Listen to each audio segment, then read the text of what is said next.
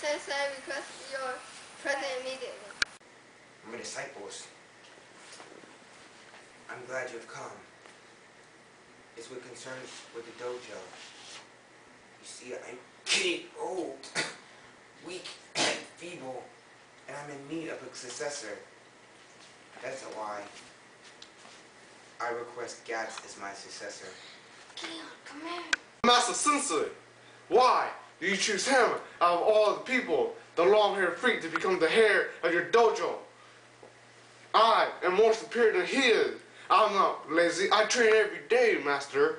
Him running your dojo, teaching your students shall become lazy and bum like he is. Look at him crossing his bone and elbow. Their hair shall grow out 10 times as long as his head. Right here, the coconut man. I shall train your student well, hair short as mine.